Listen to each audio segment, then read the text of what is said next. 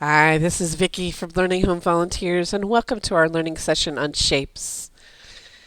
Learning shapes is the beginning of children trying to organize their visual information that they get about things. It's the beginning of learning experiences which will help children understand symbols and signs.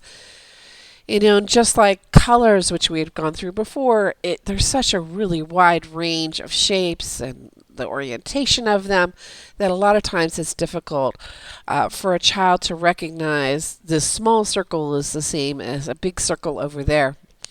And then the different shapes, when you compare them together, you begin to understand what attributes actually make a square and not a rectangle. We will also introduce some pattern recognition to help fine tune some of that shape recognition. And the last reason that shape recognition is so important is that it actually helps with letter recognition. You could even describe letters using shapes. And the letter O is a circle, and the letter V is like a triangle but missing a side up on top.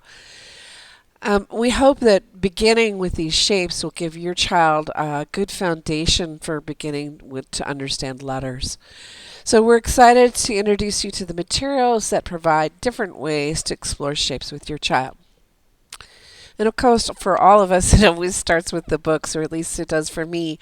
Our first book is about seeing shapes in existing items and is titled Shape Up Construction Trucks. I love that through these common vehicles that we see every day, we can find all of the primary shapes. And I hope its contents inspire your family to search for shapes in your environment. Our next book is Round Like a Tortilla, and it's written by Roseanne Thong, a writer who's made her living by teaching English as a second language in Guatemala, Vietnam, and Hong Kong. She now lives in Southern California, and this book helps us find shapes in this Latinx home and community. Our next book is about a triangle and his friend Square. And the tricks that they play on each other, just playing with each other, which is really very funny. I hope you enjoy it. We hope that you'll sit with your child through the videos. Each of them brings a little bit more depth to the shape learning for your child. And I think having an adult there to be able to point to the different colored things and cause people to spend a little bit more time looking at those shapes with someone that recognizes what a circle means is really, really helpful. So let's take a look at our first activity. This is a mirror box. Mirror box are magical. The mirrors provide us a way to explore symmetry, reflection, perspective, angles, and our own movements and self awareness. And when we use them to explore shapes, we can actually begin to see that shapes can create other shapes, like we're seeing in this example.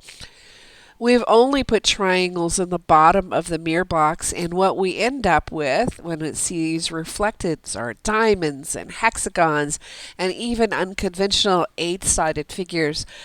It's kind of neat to be able to see that you can break shapes down into different pieces, and it beginning the kind of understanding of what those things are. I think the thing that children's most notice when they begin to play with the mirror box is the reflection of the Duplo shows the opposite side of what we are looking at ourselves from the front. In these cases of the Duplo box, on the front of the train it has the numbers, but on the back it does not. And on our second image, the second thing I think they notice the most is when we look at ourselves. They can see themselves and we're moving, touching our nose or eyes, but it always happens in reverse. It's hard for them to point to like a bow in their hair to find it on the right side with things happen in reverse. And when we change the angle of the mirror, we see different things, like when we're looking down onto the mirror, we see not only our reflection, but things that are above us, which is really cool. And then touching it, we get that whole different version of we get 2 hands or 4 hands. Truly delightful. Reflection exploration is super fun, and although it doesn't seem like much is happening when it does, it is a really lovely way to introduce shapes and just careful looking at our world. Another way to use a mirror box is to explore symmetry. And when we do that, we want to put the things in the corner.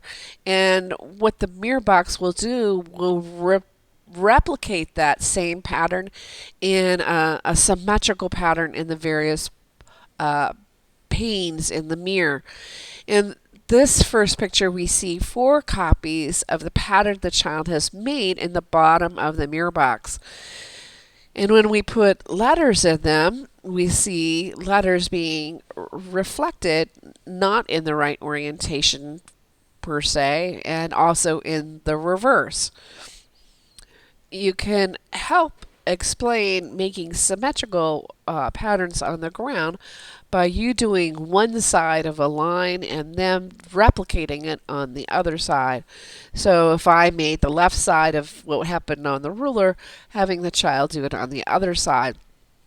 They love being able to do exactly what you did and be able to end up with something that between the two of you makes something completely different, which is really kind of cool. Symmetry in nature occurs all the time where we see, for example, that these clams are connected in the middle and are actually 2 identical shells actually just connected in the middle. Or a butterfly's markings are identical on the left as they are on the right.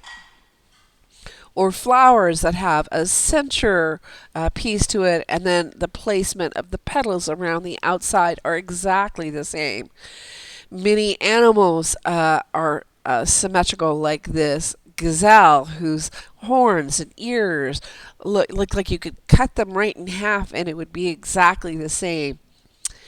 And you could actually use your mirror to draw the other half. So here with the mirror, they're tracing it across a line to create that symmetry. And then this little girl is using a mirror and coloring what she has on the mirror box, but in pencil on the other side, making it completely different things. Whatever your child decides to explore in the mirror box, it will create magical images for them to experiment with. We hope that your child enjoys playing with the mirror box. We certainly have here. This is activity number 2, creating shapes with shapes.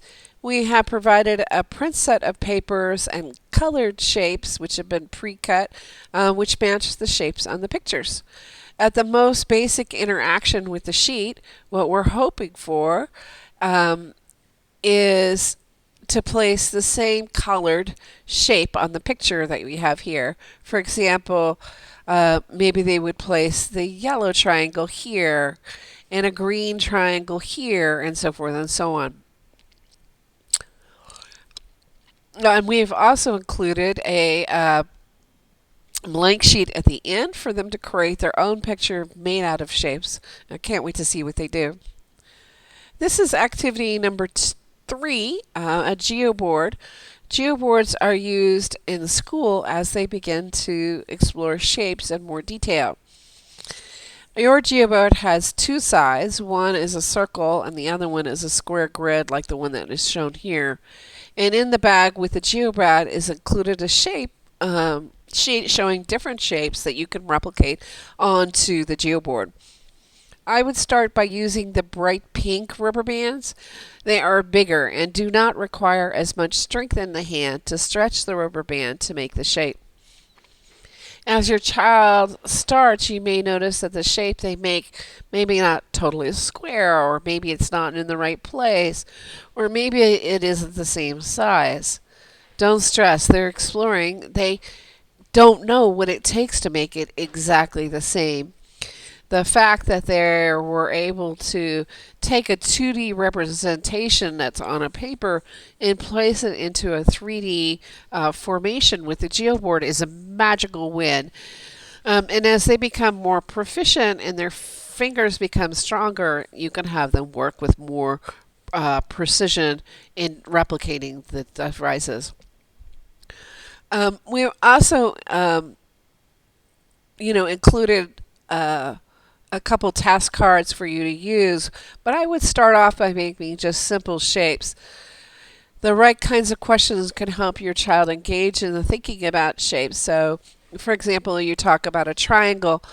Well, it has to be connected at 3 pegs, right? So, can you put the rubber band on 3 pegs? And then what shape does that make?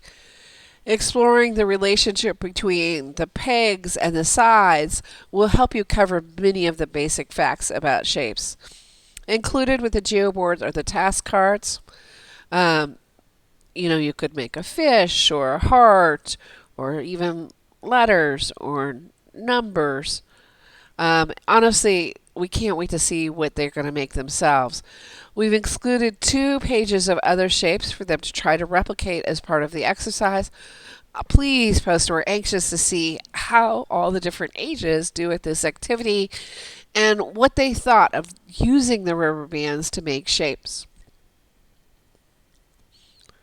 Well, that's all for this week. Next week, we'll be exploring shapes a little bit more with different materials, and we can't wait to use those as well. Thanks for coming.